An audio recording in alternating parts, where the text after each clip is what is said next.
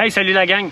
Aujourd'hui, je vous montre comment faire un tipi avec une bâche, avec une sortie pour votre petit poêle, ainsi que je vous montre comment maximiser, optimiser la bâche que vous allez utiliser à son maximum pour qu'il y ait le moins de matériel jeté possible. Vous allez comprendre, je vous explique ça right now.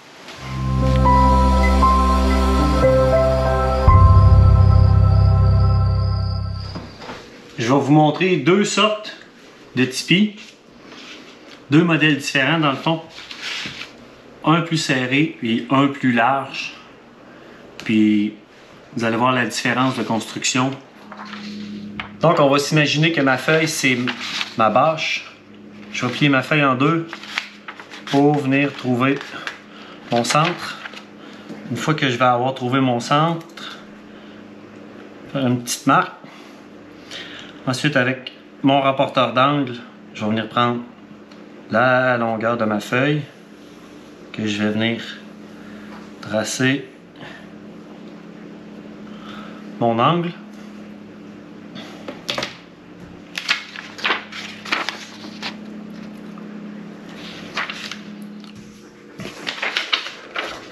Donc, une fois découpé, on peut voir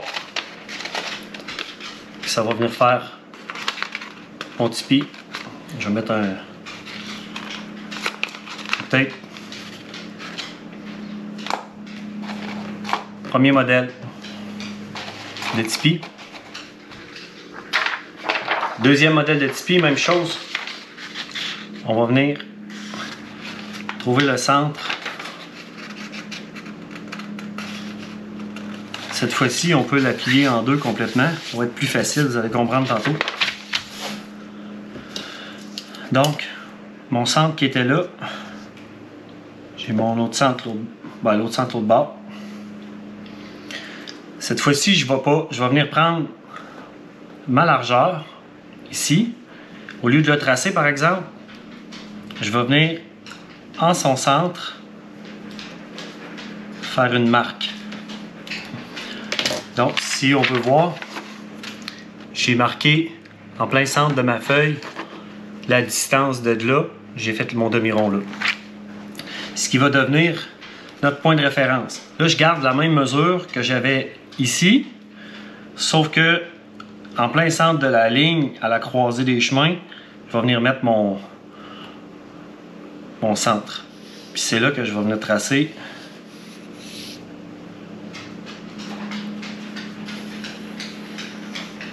ma ligne. Voyez-vous? Ça fait un modèle, le tipi différent. Je vais le découper. Une fois découpé, notre même centre qu'on avait,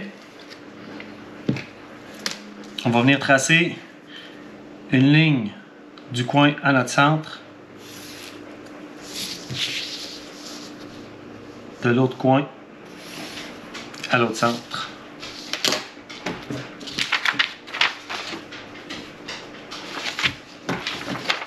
Qu'on va découper.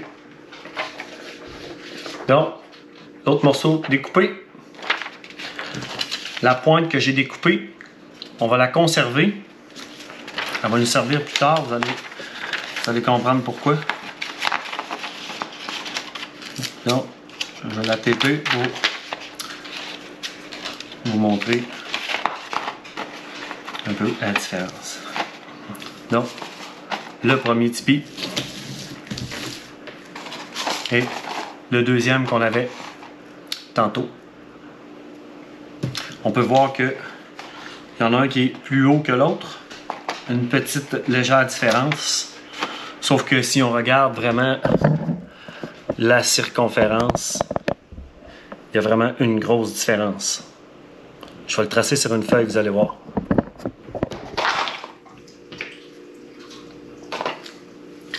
Vous pouvez voir qu'il y a une bonne différence entre les deux. Tout l'espace qu'on gagne. Donc, celui qu'on va utiliser, ça va être le gros, vu que le petit, vraiment moins. Une petite affaire plus haute en espace, Sauf que on se rend vite compte que le nombre de toiles utilisées, ça c'est la toile utilisée pour le petit. On voit que toute la partie qui reste, tandis que l'autre feuille, vous pouvez voir que ça c'est le morceau qui me reste de l'autre feuille. Donc le nombre de toiles utilisées est beaucoup plus grand sur le gros modèle.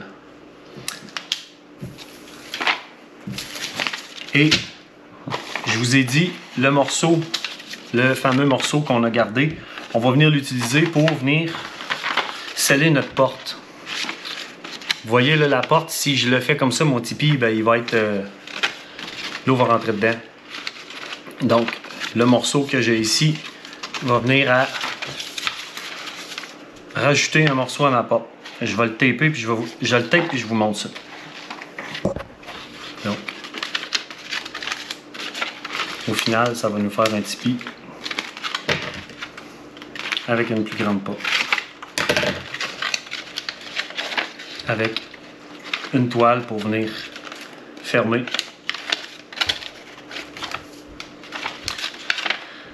Quand on s'en va dehors, on va faire ça en live.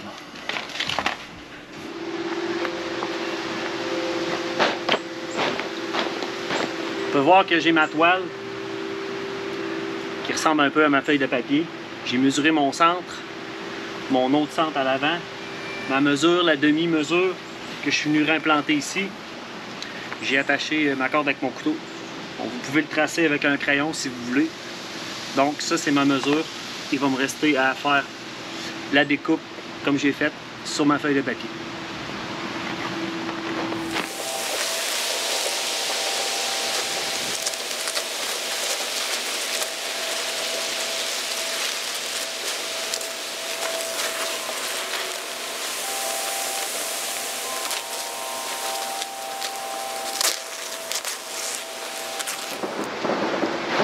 Il reste plus juste à faire une ligne droite avec le coin là, une autre ligne droite dans l'autre bord. And it's done.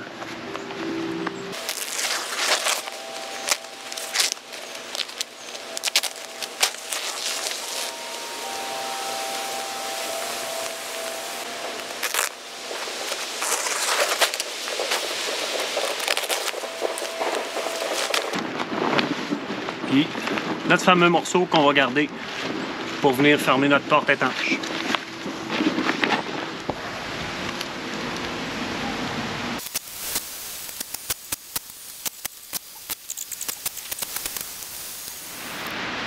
Là, je vais venir taper la pointe que j'avais gardée, que je me suis rajoutée. Je vais la taper, puis ensuite, je vais venir couper l'excédent en bas. Présentement, j'ai mis juste une largeur de tape tout le tour. Je vais la revirer à l'envers, je vais remettre une autre épaisseur. Au lieu d'en mettre un puis de le plier, ça fait plus large, ça va faire une meilleure tenue tantôt quand on va venir faire nos trous pour nos ancrages. À la jonction ici où ce qu'on a coupé, où ce qui était notre point de repère du début, on va venir renforcer la partie ici avec du tape à l'extérieur, puis en dedans. C'est là qu'il va y avoir notre poteau, fait qu'on ne veut pas que la toile fende. C'est pour ça qu'on va le doubler.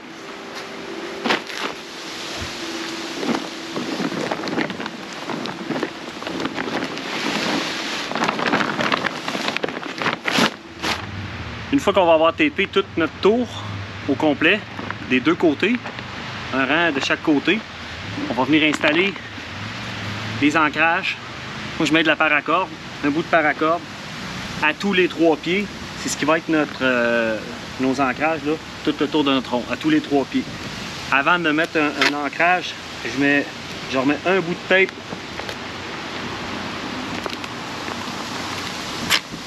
bord en bord pour lui redonner de la solidité. En mettez deux. Vous pouvez en mettre deux si vous voulez même.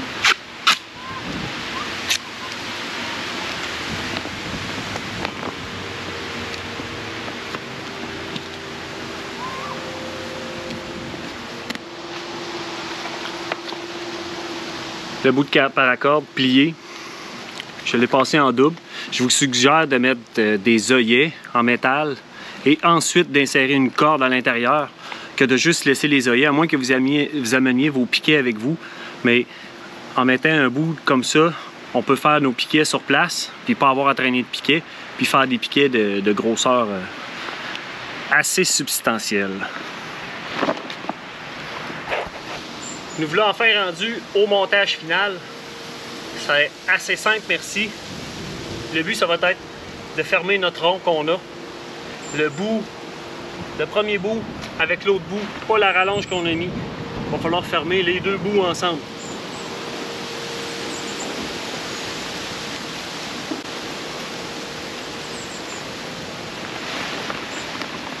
En le levant un peu comme ça, vous voyez, les bouts vont se rapprocher, puis je vais pouvoir venir fermer ma porte. Je vais clouer les deux ensemble.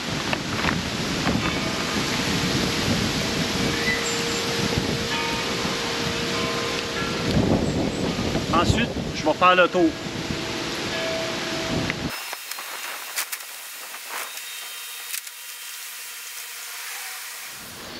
Une fois le tour sécurisé, il ne reste plus rien qu'à mettre le poteau central.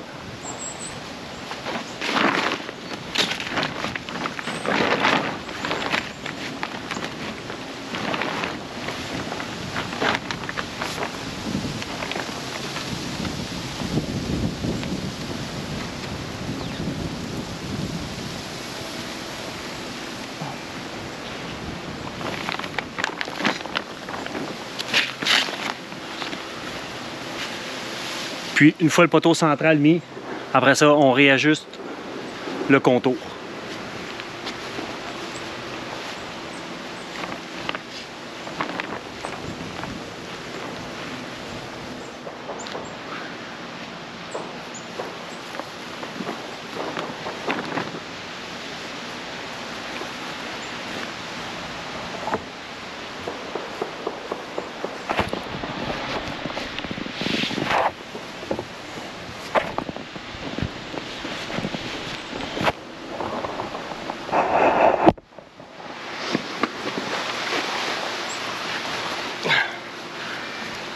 Vous pouvez voir que je rentre plein de longueur.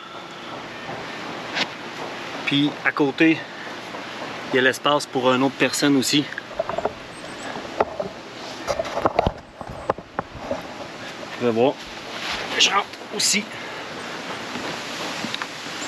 plein de longueur sur l'autre section. Puis si on regarde, une fois les deux personnes couchées, on va pouvoir installer notre petit poêle direct entre les deux. Ici. Puis il va rester l'espace en masse pour pas que je me brûle dessus. Puis debout, on est capable de rester assis sans avoir la tête dans le plafond.